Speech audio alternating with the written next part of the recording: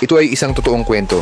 Isang 15 years old na batang lalaki na nagngangalang Morris ang nagpasya na tuklasin ang Yamamoto Cave dahil sa sobrang dilim sa loob na wala lahat ng direksyon niya. Higit pa rito, dahil medyo makitid ang kuweba, hindi niya namalayan na mali ang daan niya na kalaunan ay humantong sa isang dead end.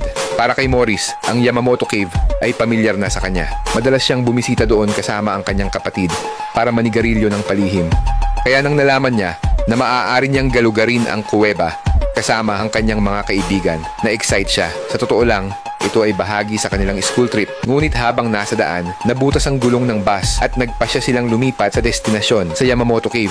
Ang pasukan sa kuweba ay kahawig ng bibig ng isang nilalang. Sa entrance, mayroong isang paunang espasyo na 25 metro.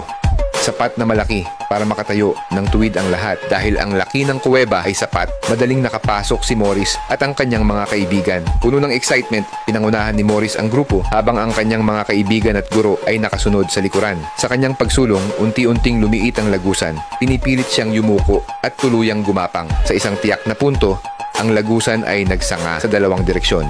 Napansin ni Morris ang isang malaking bato sa unahan at inisip na iyon ang tamang daan. Walang pag-aalinlangan. Mabilis siyang sumulong. Walang kamalay-malay na wala na pala ang mga kaibigan niya. Habang ang lagusan ay naging mas makitid, kailangang gumapang ni Morris sa lupa. Napagtanto niya na siya ay nakulong sa makitid na espasyo. Nagsimula siyang makaramdam ng takot at tumawag sa kanyang mga kaibigan. Ngunit walang tugon. Doon niya napagtanto na masyado na pala siyang lumayo at ganap na nahiwalay. Sinubukan niyang magpatuloy sa pagsulong sa paniniwalang makakahanap siya ng mas malaking espasyo para makaikot at makalabas. Gayunpaman, wala siyang ideya na siya ay patungo sa mas maling daan. Sa pagsulong niya, may nakasalubong siyang dalawang bato at sumiksik sa pagitan nila. Biglang lumipat ang isa sa mga bato sa ilalim niya at nadulas siya sa isang posisyon kung saan siya ay naging ganap na na-stuck. Nakaramdam siya ng paninikip sa dibdib na nagpapahirap sa kanyang paghinga. Ang masaklap pa, siya ay natrap ng nakabaligtad. Ibig sabihin, habang tumatagal siya sa posisyong ito, mas dadaloy ang dugo sa kanyang ulo at puso na posibleng magdulot ng cardiac arrest. Ilang oras na ang lumipas mula nang matrap si Morris. Nag-aalalang naghihintay ang mga kaibigan niya sa entrance ng kuweba nang hindi pa siya bumalik. Nagpasya ang guro na pumasok sa kuweba para hanapin siya. Gayunpaman, dahil sa makitid na espasyo, ang mga paalang ni Morris ang nakikita ng guro. Bagamat buhay pa si Morris, ang mga antas ng oxygen sa kuweba ay patuloy na bumababa at ang restricted space ay naging imposible. Ang pinakamalaking problema, ang guro ay walang karanasan sa caving.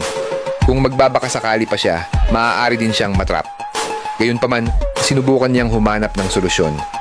Ilang beses na sinubukan ng guro na lagyan ng sinturon ang mga paa ni Morris at kalaunan ay nagtagumpay. Sinimulan niyang hilahin pabalik si Morris, ngunit pagkatapos mahila ng ilang pulgada, naputol ang sinturon.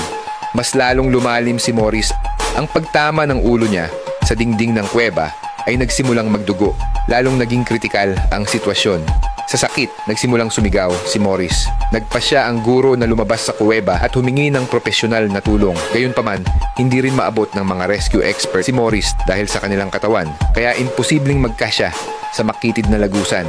Upang matiyak na buhay pa si Morris, paulit-ulit na sinubukan ng mga rescuer na makipag-usap sa kanya. Ang tagumpay ay nakasalalay sa sariling kooperasyon ni Morris. Ang mga rescuer ay nagdala ng generator at isang hose ng oxygen sa kuweba sa pagbibigay ng liwanag at sariwang hangin na makabuluhang nagpagaan sa pagkabalisa ni Morris. Pagkatapos ay sinubukan nilang gumamit ng lubid para hilahin siya palabas. Ngunit dahil sa kakulangan ng visibility at sa masikip na kondisyon, ang proseso ay lubhang mahirap. Pagkatapos ng ilang oras na pagsisikap, nagawa nilang isecure ang lubid sa mga paa ni Morris at nagsimulang hilahin. Gayunpaman, dahil sa makitid na lagusan, ang lubid ay patuloy na nadudulas sa kanyang mga paa. Sa puntong ito, 14 years old, na batang lalaki na nagngangalang Mike na kasing katawan ni Morris, nagboluntaryong tumulong. Matagumpay na naitali ni Mike ang lubid sa katawan ni Morris. Sa pagtutulungan ng lahat, sa wakas ay nahila nila si Morris pagkatapos ng 26 na oras. Sa pagsisika, bagamat nakaranas ng ilang gasgas, nakatakas siya ng walang malubhang pinsala.